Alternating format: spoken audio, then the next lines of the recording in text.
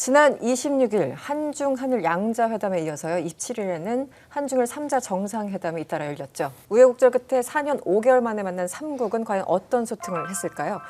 저희가 준비한 이슈 W 주제는 다시 만난 3국입니다.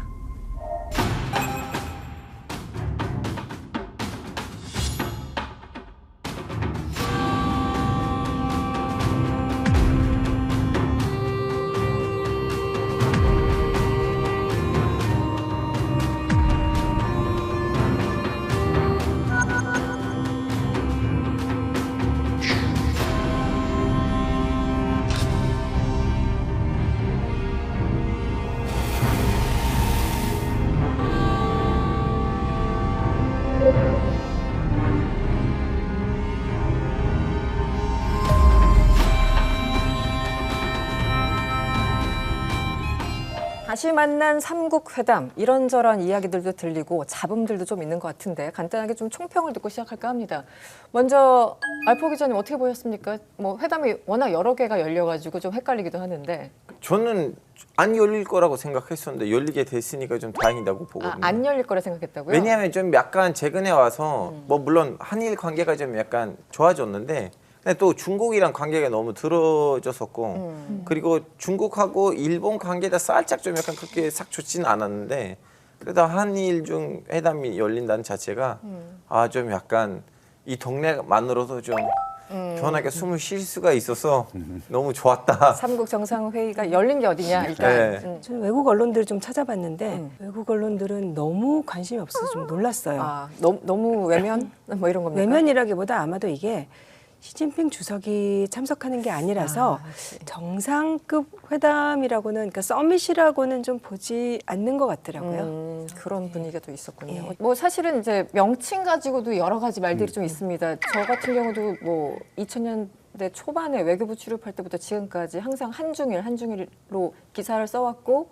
말하고 얘기를 들어왔는데 이번에는 한일중 이렇게 표현해서 굉장히 어색하더라고요. 교수님 어떻게 보셨습니까?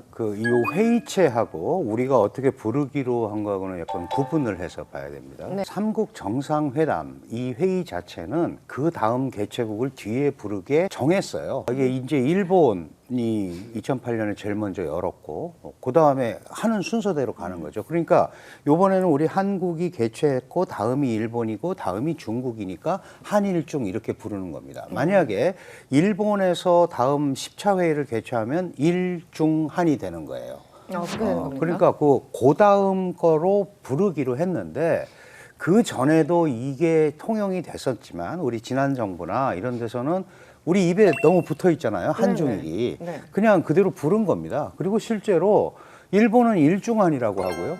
중국은 중일한이라고 하는 거죠. 우리 그래서 항상 꼴찌 있네요. 한국은 뭐 마지막에 이제 있네요. 자신들이 그렇게 생각을 하니까. 기분이 나빠졌어요? 네. 그런데 이 한중일 이렇게 우리가 통상적으로 부른 것도 사실은 이제 그 윤석열 정부 들어오고 나서 우리가 일본과 더 체제나 가치나 이런 게 비슷하니까 그렇게 부르는 게 맞겠다라고 이게 정부의 입장이 들어간 거죠. 그러니까 보통 우리가 뭐 또 북러 관계 이렇게 했던 것도 러북 관계 지금 이러잖아요. 북한은 저 정상적인 국가로 볼 수 없다. 이제 이런 개념이에요. 그러니까 그거는 사실 정부의 정책과 어떤 흐름이 반영이 된 거고 이번 회의를 한일중이라고 부르는 것은 서울에 TCS 협력 사무국이 있잖아요. 이 이제 3자 이거를 다루는 그런 거를 설치할 때부터 앞으로 이렇게 부르자고 약속을 한 거니까 이거는 회의 명칭이니까 한일중이라고 부르는 게 맞는 거죠. 교수님 이번에 이제 사실은 예전에도 제가 보면은 아세안 플러스 3나 이렇게 보면은 주석보다는 중국에서 총리가 참석하는 경우가 많았고 저는 이제 원자보 총리가 워낙 인상도 좋고 그러셔가지고 기억이 많이 나는데 이번에 왜 리창 총리냐, 시진핑은 왜 안 왔냐, 뭐 여러 가지 또 잡음들이 있습니다. 좀 설명을 해주시죠. 네, 이 사실 한중일이든 한일중이든 이 삼국 회담에 그 중국 국가주석이 온 적은 없어요. 네네. 왜 그러냐 하면 이게 태동이 어떻게 됐었냐 하면 1999년에 아세안 플러스 3가 열렸고 그 당시에 우리는 이제 김대중 대통령이 갔었고요. 중국에서는 당시 실세 총리라고 하는 그 주롱지 총리가 왔었어요. 그러면서 그때 이제 조찬 회동에서 이게 아세안 플러스 3를 할 게 아니고 우리 아세안 중요 3개 국가가 회의를 하자. 네. 이래서 이제 2008년에 처음으로 열린 겁니다. 그러니까 처음부터 총리가 이 중국 총리가 이걸 시작을 했기 때문에 이제 관례에 따라서 총리가 온다. 근데 이제 이렇게 오다 보니까 무슨 문제가 생겼냐면 이게 지금 우리가 정상회담이라는 표현을 쓰잖아요. 정상회담은 정상회담의 장점이 있거든요. 밑에서 이 잘 못 푸는 문제들을 탑다운 방식으로 위에서 결정을 해서 그렇죠. 풀어나가는 네. 이 정책 결정, 이 부분에 대해서 최고 책임자가 하는 그런 장점이 있는데 이게 이제 총리가 하다 보니까 그게 어려워진 거예요. 게다가 이전에 우리가 잘 아는 주롱지 총리라든가 리커치앙이라든가 원자바오라든가 이런 분들은 약간 실세 총리의 그렇죠. 개념이 있었어요. 네. 나름대로 내치를 하고 그리고 사실 국무원 총리는 중국에서 굉장히 중요한 직책이에요. 이게 왜냐하면 중국의 중앙정부고 25개의 부와 위원회를 거느리고 있는 내각의 수반입니다. 네네. 그러니까 일본도 내각 책임제 국가로서 내각의 수반이 총리잖아요. 그러니까 거기랑 맞추면 정상회담 급으로는 충분히 얘기가 되는데 네. 문제는 중국은 당이 중심인 국가니까 항상 당 서열 1위가 당 총서기를 맡으면서 국가 주석을 하고 당 서열 2위가 공무원 총리를 하다 보니까 이게 아무래도 2인자란 말이에요. 게다가 이전 총리들은 계파라든지 뭐 이런 부분에서 약간은 시진핑과 같은 배는 아니었다. 네네. 같이 공산당이어도. 그런데 이번에 소위 우리가 시진핑 사단이란 말을 하잖아요. 완전히 시진핑의 인맥들로 채워졌기 때문에 리창 총리가 그런 정치적 공간을 발휘할 근본적인 공간이 없다라고 얘기를 하는 겁니다. 이전에 우리가 중국을 부를 때 장저민 주롱지, 강택민 주영기 체제, 후진타오 원자바오 체제 이렇게 얘기를 했었어요. 네네. 그리고 그 일기 때만 해도 시진핑 일기 때만 해도 시진핑 리커창 체제 이렇게 얘기했었는데 지금은 그런 게 다 사라졌잖아요. 그냥 시진핑 체제 그런단 말이죠. 심지어 총리 이름도 잘 모르는 경우도 많아요. 그러니까요. 그럼 이제 말씀하신 대로 중국이 안 할 것 같았는데 왜 왔느냐? 이걸 그대로 계속 놔두면 한미 동맹이 더 강화되고 한미일 삼각공조가 더 강화되기 때문에 중국이 이때라도 참여해서 한국과 일본을 제어하지 않으면 더 이상 미국으로 못 가도록 하지 않으면 아마도 여기에서 배제될 수도 있다라는 생각을 한 거죠. 그러다 보니까 자연스럽게 회담이 열렸고 일단 만나야 뭘 얘기를 할 거 그렇죠. 아니겠어요. 네, 그동안 뭐 4년 5개월간 안 만났는데 사실은 코로나 팬데믹 기간에도 중요한 외교 회담은 다 이루어졌습니다. 하려면 충분히 할 수 있었다. 얼마든지 할 수 네. 있어요. 그만큼 이제 실효성 면에서 중국이 이거를 매우 실효적인 회담으로 판단을 안 했기 때문에 그런 거예요. 그런데 이제 이번에 이렇게 다시 복원을 하고 얘기를 함으로써 정상 궤도라고 그럴까? 뭔가 이제 셋이 만날 수 있는 기틀을 다시 마련했다는 점에서 의미를 찾을 수 있겠죠. 알겠습니다. 한중 한일 양자 회담 그리고 삼자 회담에 대해서 얘기를 하고 있는데요. 구정 기자님, 사실 라인 사태 때문에 한일 관계가 좀 안 좋은 상황인데 그래서 이번에 한일 정상 회담이 조금 더 주목을 받은 것 같습니다. 그런데 어떤 얘기가 좀 나왔습니까? 얘기가 나왔다고는 하는데 윤석열 대통령이 네이버 라인 사태는 한일 관계랑 별개의 사안이라고 이제 얘기를 해가지고 이제 국내에서도 조금 논란이 많았었죠. 근데 기시다 일본 총리는 라인 지분 넘기라고 우리가 압박하지 않았다라는 입장이었고 네. 그러면서도 동시에 총리가 그런 말하고 있을 때 일본 정부는 뭔가 지분 넘기라고 압박하는 듯한 제스처를 계속 취하고 있다. 뭔가 이런 서로 좀 엇박자예요. 발언과 행동이 다르다고 예, 그러잖아요. 약간 좀 네. 그런 면이었는데, 근데 이제 그 국내 언론들 보면은 보도를 보니까 그 의제가 한일 정상들 만났을 때 네이버 라인 사태가 네. 현안이 아니었는데 윤 대통령이 일부러 말을 꺼냈다. 근데 이게 말을 꺼냈다라는 게 제가 의제는 아니다. 말을 꺼냈다여서 이게 사실은 어떻게 말을 했다는 건지 뭐 정확한지 모르겠습니다만 근데 아무튼 일본 언론들은 관련된 보도가 거의 없기는 했어요. 그리고 오히려 일본 언론들의 보도는 중일 관계 역시나 사이가 워낙 안 좋았었으니까 그거에 집중이 되어 있었고 그런 면에서 어떻게 보면 제로 성과다, 성과가 없다. 좀 그런 면에서 일부 언론들도 중일 회담에서 조금 이렇게 좀 실망하는 이런 모습들이 많이 비춰진 것 같고 이 네이버 라인 문제는 사실 그 일본이라기보다는 한국인들의 관심사잖아요. 그렇죠. 이것들이. 네. 예. 근데 그것에 대해서는 특히 보시다시피 뭐 이렇다 할 뭐가 역시나 제로 성과가 아니었나라는 생각이 좀 듭니다. 제로 성과 알겠습니다. 지난 23일 오전이었죠. 대만 라이칭더 총통 취임 3일 만에 중국은 대만 포위 대규모 전쟁 훈련을 벌였습니다. 계속 중국과 대만 사이에 여러 가지 신경전, 위협적인 분위기들이 이어지고 있는데 관련해서요. 이 한중 정상회담에서 이 하나의 중국 원칙을 두고 또 어디게 달라서 지금 문제가 되고 있어요. 중국 외교부는 간략한 어떤 자료에서 하나의 중국 원칙에 대해서 이제 한국이 윤석열 대통령이 동의했다라고 얘기를 했고 우리 외교부는 자료에 특별한 언급이 없었거든요. 어떻게 된 겁니까? 사실 중국이 하나의 중국 원칙이라는 말을 꺼낸 거는 아주 오래된 일이 아닙니다. 한중 수교 성명에 의하면 한국은 중화인민공화국이 중국의 유일 합법 정부임을 승인하고 하나의 중국이라는 주장을 우리가 인정한다, 존중한다 이렇게 표현을 했어요. 네. 거기에도 원칙이라는 말은 안 들어가 있습니다. 입장을 존중한다. 이게 이제 무슨 의미냐면 미국은 어떤 표현을 하냐면 우리는 하나의 중국 정책이 있다. 중화인민공화국이 중국의 유일 합법 정부임을 인정하지만 대만도 있기 때문에 이 현상 변경에는 반대한다.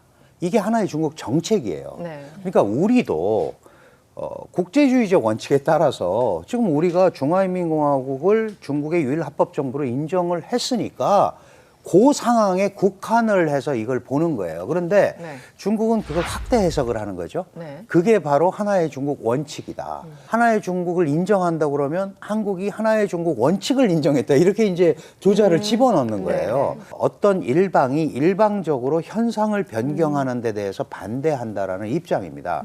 이게 우리한테 왜 중요하냐 하면 특히 북핵 문제 같은 데서 북한이 핵과 미사일을 가지고 한반도 문제의 현상을 변경하려는 시도, 이것도 현상 변경 그렇죠. 시도예요. 네네. 그러니까 그런 걸 하면 안 된다라는 의미에서 있는 그대로 지금 있어라라는 거고, 이거는 우리가 러시아의 우크라이나 침공에서도 보듯이 어떤 일방이 힘을 가지고 자꾸 그 현상을 변경하려는 시도는 문제를 일으키기 때문에 네. 우리가 그래서 대만 해협의 안정과 평화가 유지돼야 된다라고 국제주의적 원칙을 얘기한 거지 어떤 특정 국가를 겨냥해서 한 거는 아니다. 이제 이렇게 계속 반복을 하는데 일방적으로 네. 현상을 변경하는데 반대한다라고 얘기를 한다면 대만의 독립 추구가 양안 문제를 복잡하게 만드는데도 반대한다라는 우회적 메시지가 되기 때문에 네, 네. 우리가 양측에 다 그런 얘기를 할 수 있거든요. 그거는 이제 우리가 그 워딩을 좀 조정을 해야죠. 근데 교수님 제가 궁금한 건 뭐냐면 대만이 원래 지금 형식적으로는 이제 Republic of China 중화민국어이잖아요. 근데 대만이 아니 우리 다 포기했어. 우리는 Republic of Taiwan으로 가겠습니다. 타이완 민국어로 한다면 그럼 하나의 중국 정책이라는 하에서는 문제가 없는 거 아니에요? 왜냐면 오케이 중국 하나고 너넨 중국 되고 우린 딴 거 할래. 그렇게는 안 되죠. 중국 입장에서 대만은 중국의 분할할 수 없는 일부분이기 때문에 네.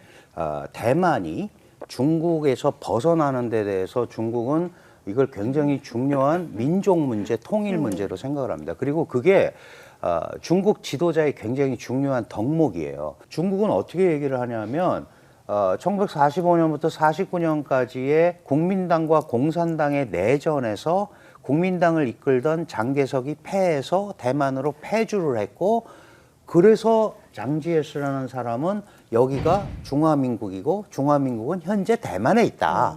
그래서 중화민국 대만이라는 독립 성향을 갖고 있는 데는 우리는 중화민국하고 별 관계가 없다. 네.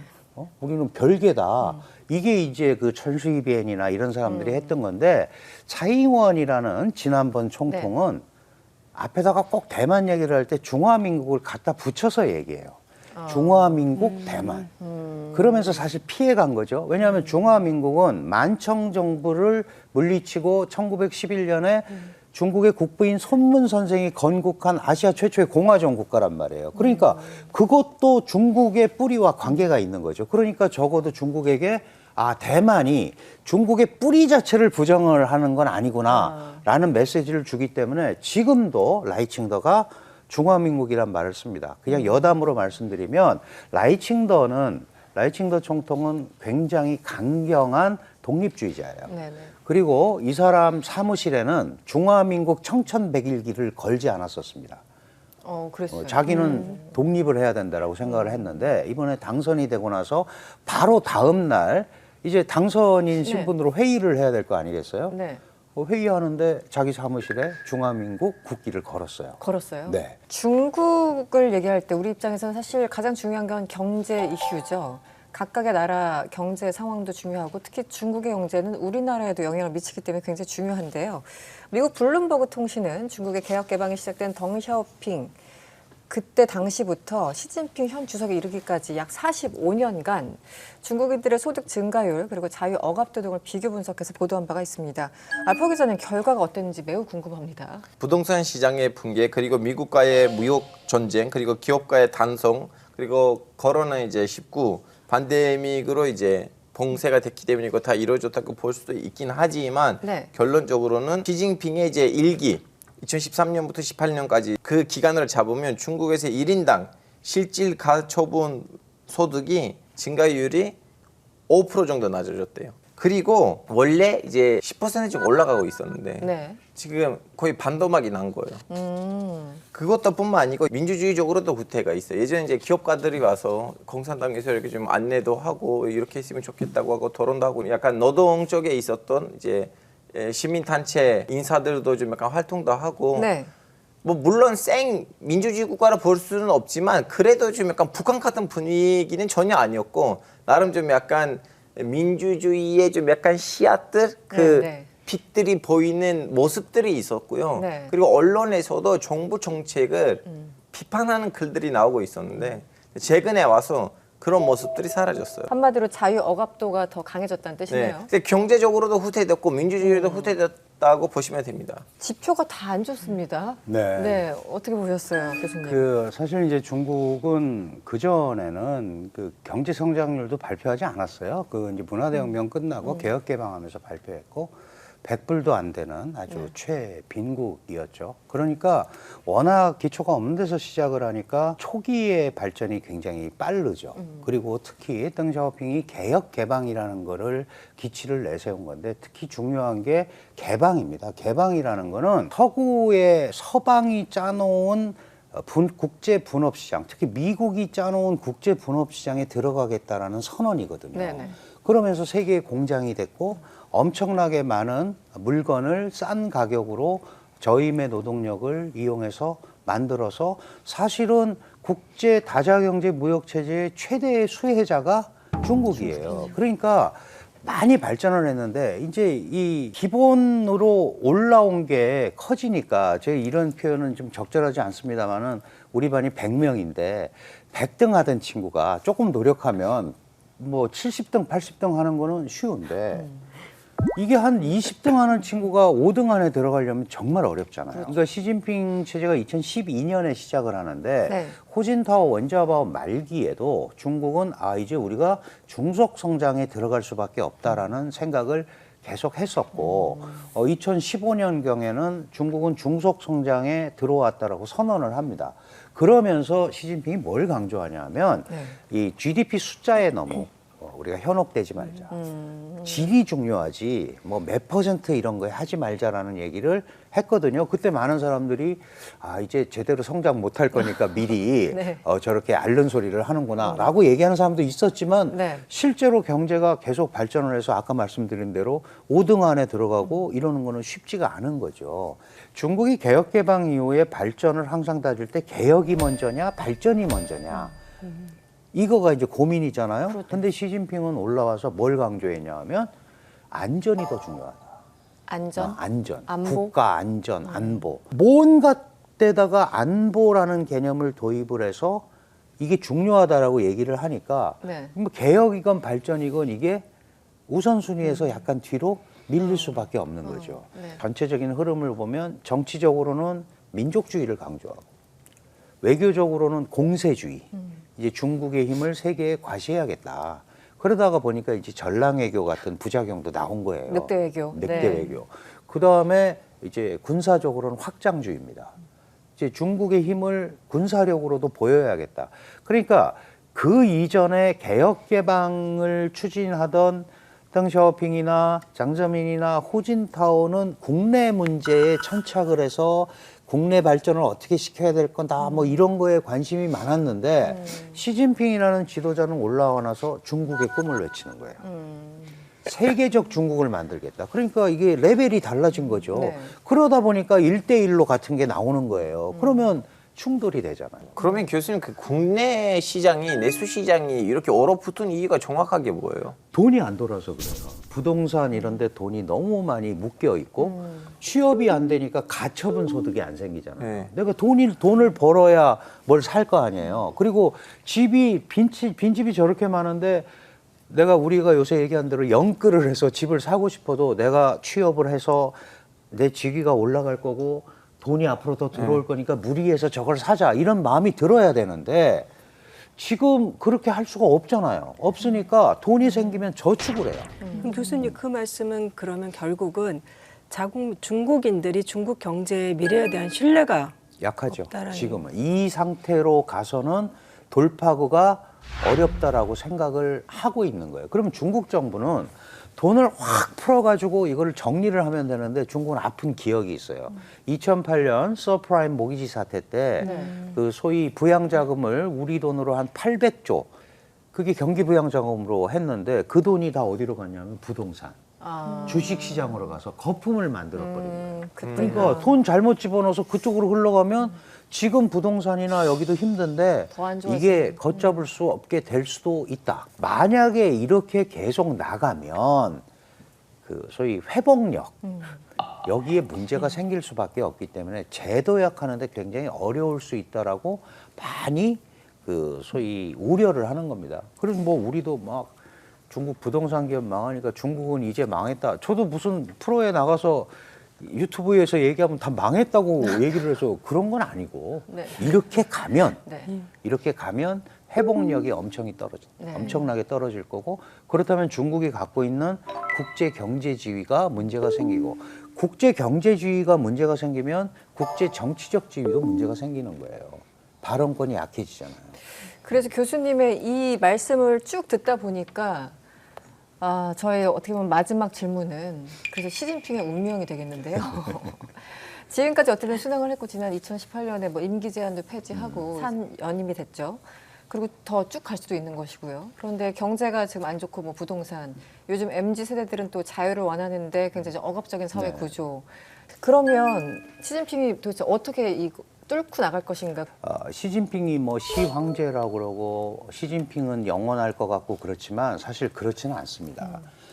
중국은 어쨌든 공산당이 세운 국가예요. 그리고 약 9,800만 명의 당원이 중국을 지탱하고 있습니다. 그 공산당은 망하면 안 됩니다. 그런데 시진핑은 바뀔 수 있죠. 그렇죠. 그래서 그런 정치 지도자는 기본적으로 중국의 선택이에요. 중국 공산당과 중국 국민의 선택입니다.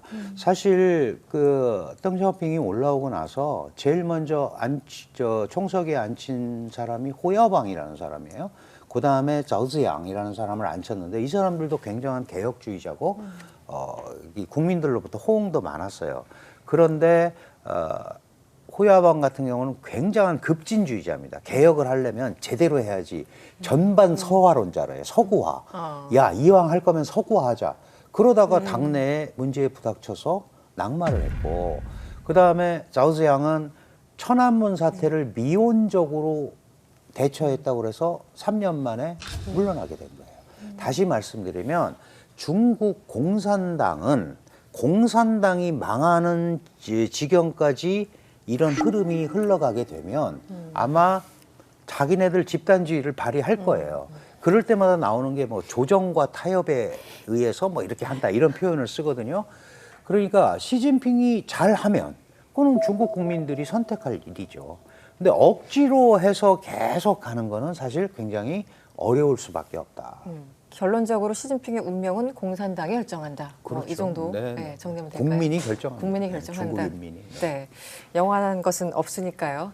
알겠습니다. 오늘 중국 관련해서요. 좋은 말씀 주신 우리 강준영 교수님과는 여기서 인사드려야 될 것 같습니다. 오늘 고맙습니다. 감사합니다.